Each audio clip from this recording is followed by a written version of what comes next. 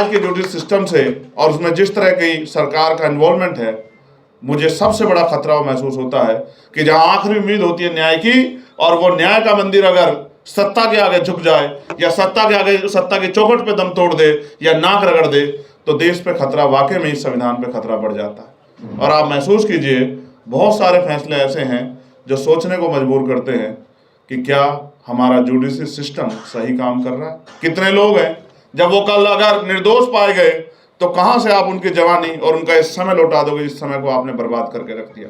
सिर्फ सियासी कारणों से आज कितने लोग, और मुझे कहने में कोई गुरेज नहीं है, मैं यहां भी कह सकता हूं, मैंने पार्लियामेंट में भी कहा था कि बहुत सारे ऐसे साथी हैं, और खालिद सैफी से लेके शर्जील इमाम और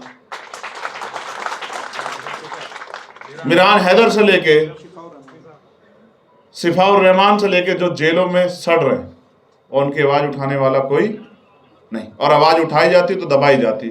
और मैं यहां ये भी कहूंगा कि मेरे छोटे भाई अब्दुल्ला आजम और आजम खान साहब, जिन्होंने इस मूवमेंट को आगे बढ़ाने का काम किया, जो सर सैयद अहमद खान साहब ने चलाई थी एजुकेशन की मूवमेंट को, और उन्होंने वो जौहर यूनिवर्सिटी बनाने का काम किया।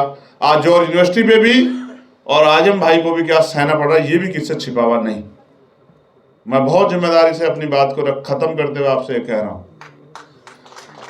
मुल्क हम सबको देख रहा है।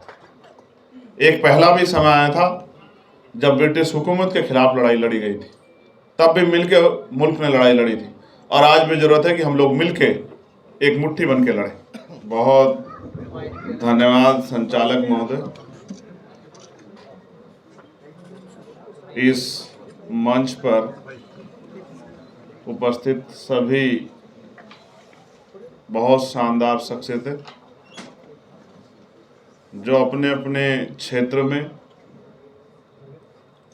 बड़े तजुर्बे से अपने अपने काम को बहुत जिम्मेदारी से अंजाम दे रहे हैं, मैं इस मंच का स्वागत करता हूं। और इस मंच के बाद जो सामने बहुत ही जिम्मेदार भाई बहनें, मुझसे बड़े प्यारे छोटे भाई छोटी बच्चियां बैठी हैं, उनका भी दिल से धन्यवाद देता हूं कि आपने इस कार्यक्रम में आके चार चांद लगा दिए। रही बात मीम फाउंडेशन की, तो क्योंकि आज उनका स्थापना दिवस है, तो उनके सभी साथी मुबारकबाद के जो हैं, वो इस मुबारकबाद के अवसर पर मैं उनका भी बहुत धन्यवाद और शुक्रिया करता हूं, क्योंकि उन्होंने बहुत बेहतरीन काम किया। मुझे यहाँ बुलाने में बहुत बड़ा योगदान देने वाले भाई वसीम साहब और अखलाक साहब, ये मेरे दो प्यारे भाई हैं। हम आपस में मिलके बुरे दौर में किस तरह से लड़ना है, इस पे चर्चा कर लेते हैं।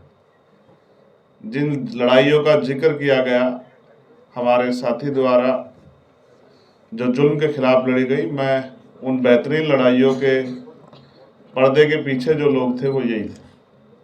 अक्सर हम सिर्फ हीरो को देखते हैं, लेकिन हीरो को दिखाने वाली जो कैमरे की टीम होती है, जो राइटिंग टीम होती है, वो दिखाई नहीं देती। अखलाक साहब बहुत शानदार शख्सियत हैं, पत्रकारिता से लेके और स्ट्रेटजी में उनका बहुत अच्छी पकड़ है। और उसी तरह से वसीम अकरम त्यागी साहब बड़े ट्रोल होते हैं सोशल मीडिया पे जब कोई बात लिखते हैं, तो इनका और हमारा संयुक्त जो है, ये हमेशा कोई भी लड़ाई रही हो, किसानों की हो, नौजवानों की हो, मजलूमों की हो, हर लड़ाई में इनकी शिरकत किसी ना किसी तौर पर रहती है।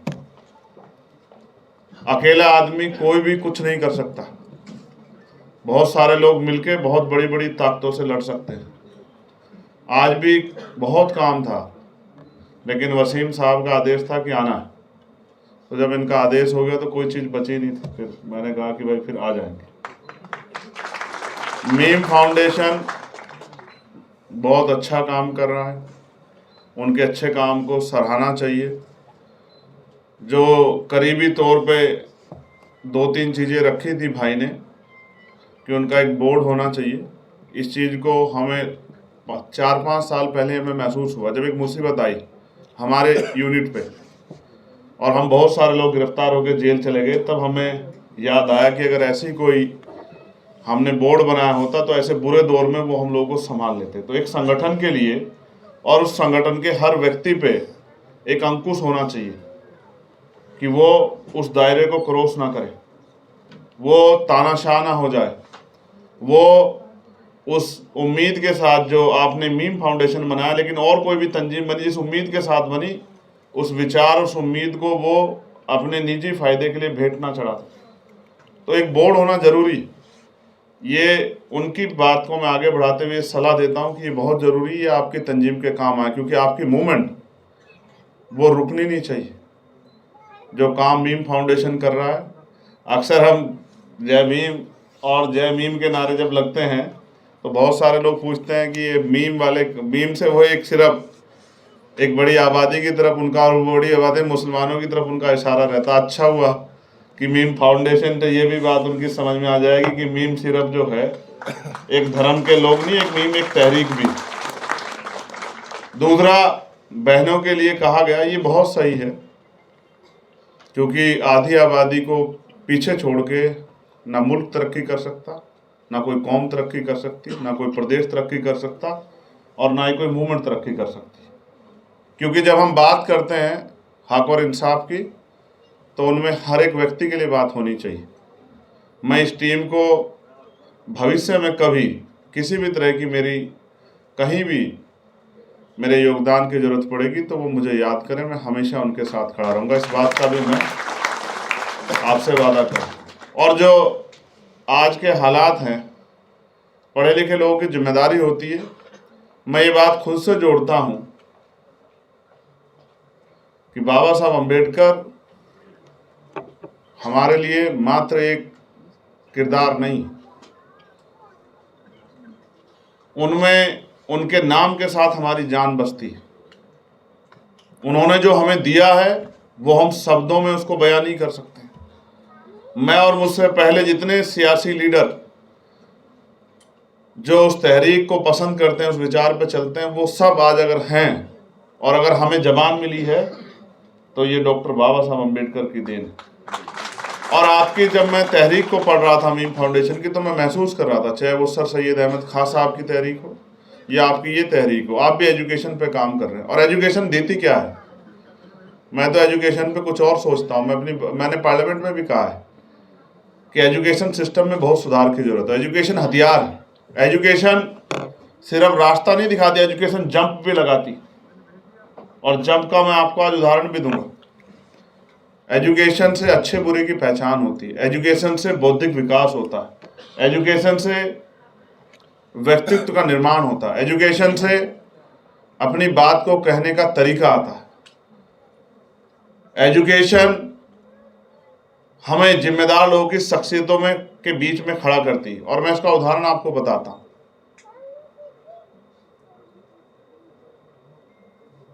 कोई शख्स जिसकी कई पीढ़ियां गरीबी, बेबसी, लाचारी और बुनियादी सुविधाओं से दूर रही, और उसके परिवार की एक पीढ़ी ने एजुकेशन को एक्सेप्ट किया और अच्छी तरीके से एजुकेशन ली, तो वही जो गरीबी, बेबसी, लाचारी में जो परिवार जी रहा था, वो जंप करके IAS, IPS, वकील, जज, इंजीनियर, डॉक्टर, साइंटिस्ट, कुछ भी बन सकता है। इस भूमिका पे जब वो आता है, उसका सम्मान बढ़ता है, उसके परिवार की हालत बदलती है, जिन लोगों के बीच वो रहता है उनके सोचने का तरीका बदलता है, बहुत कुछ बदलता है। एजुकेशन इसलिए जंप देती है कि कल तक जो सड़कों पे घूम रहा था और वो आज परीक्षा देके IAS की, और वो IAS बन के जब जिले में जाके DM बन के बैठता है तो पूरे जिले को ऑपरेट करता है, और जब उसकी गाड़ी कहीं से गुजरती है तो देखने वाले कहते हैं कि जिलाधिकारी जा रहा। ये जंप है। जो काम 50 साल में नहीं हो सकता था वो 1 साल में हो सकता है, अगर आप एजुकेशन की वैल्यू को समझें। तो मीम फाउंडेशन, मुबारकबाद मीम फाउंडेशन को कि वो बहुत अच्छा काम कर रहा है। वो तो डिजास्टर मैनेजमेंट पे भी काम कर रहे हैं, डिजास्टर पे भी काम कर रहे हैं वो, और जो तमाम तरह की चीजें हैं जो मैंने उनके फोल्डर में पढ़ी, वो बहुत सारी चीजों पे काम कर रहे हैं। तो ज़हनी तौर पे उनको मैं खुले दिल से समर्थन करता हूँ। लेकिन मैं आपको ये बहुत जिम्मेदारी से कहना चाहता हूँ, एजुकेशन सिस्टम आज हमारे देश का बहुत लो लेवल पर है। जितना सरकार को, स्टेट और सेंट्रल गवर्नमेंट को पैसा खर्च करना चाहिए जीडीपी का, उतना कोई सरकार खर्च नहीं कर रही। और उसका खामियाजा ये है, अदीब साहब बैठे हैं, मैं इस बात को किसी से जोड़ना नहीं चाहता।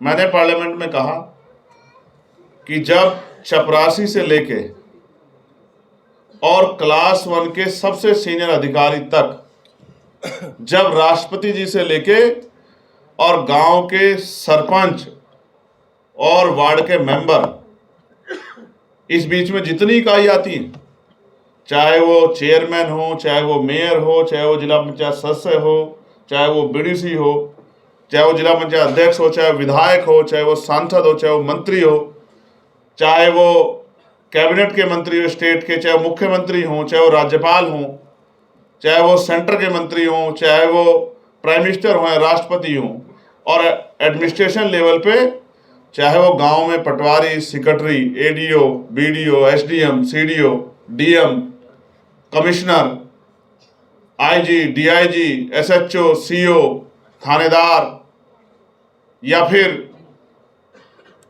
प्रिंसिपल सेक्रेटरी, चीफ सेक्रेटरी, चाहे वो स्टेट के और सेंटर के, जब तक इनके बच्चों को सरकारी स्कूल में जो है नहीं पढ़ाया जाएगा, तब तक एजुकेशन सिस्टम हमारे यहाँ का कभी भी किसी भी कीमत पे बदल नहीं सकता।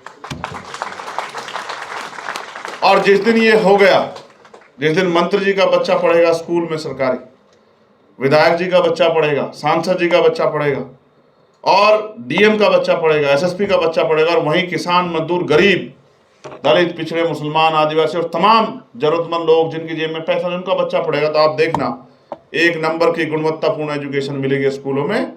तो ये जो आज प्राइवेट सेक्टर में बड़े बड़े जो बिल्डिंगें बनी खड़ी हैं, ये जो जेब काटती है लोगों की, ये बंद हो जाएंगी और इस एजुकेशन को अंतिम लोगों तक पहुंचने का मौका मिलेगा। हमारे नेता कहते हैं अदीब साहब कि हमने गरीबों के लिए बहुत अच्छे स्कूल बना दिए, अच्छी तनख्वाह मिलती है वहाँ टीचर्स को, लेकिन उनमें अपने बच्चों को वो इसलिए नहीं पढ़ाते क्योंकि वो उनके हाल जानते हैं। उनको पता है यहाँ पढ़ के उनका बच्चा कुछ नहीं बनने वाला। एक तरफ इंग्लिश मीडियम है और दूसरी तरफ हिंदी मीडियम है, और आज यहाँ हमारे यहाँ जो 4 बात अंग्रेजी में बोलता है उसको लोग बड़े सम्मान से देखते हैं, जो हिंदी में बोलता है उसकी तरफ सोचते हैं कि इसको बहुत कम आता है। लेकिन हम जिस स्ट्रक्चर में पैदा हुए और जहाँ गांव से हम निकल के आए, हमारी जबान है हिंदी, देहाती खड़ी बोली, हम इसको जीते हैं, हम इसमें रहते हैं, इसमें प्यार है, मोहब्बत है। तो आप सोचो कितना कंपैरिजन करके देखो, गांव से प्राइमरी स्कूल से 5वीं क्लास का बच्चा और क्लास 1 का इंग्लिश मीडियम का बच्चा, देखिए आप कंपैरिजन करके आपको एहसास हो जाएगा कि दोनों कहाँ खड़े होते हैं। क्योंकि हमारे यहाँ तो 5वीं तक ABCD से ऊपर बढ़ती नहीं बात, और ABCD के बाद वो कहाँ चली जाती है उनको भी नहीं पता होता। तो इसलिए एजुकेशन सिस्टम में बहुत सुधार की जरूरत है।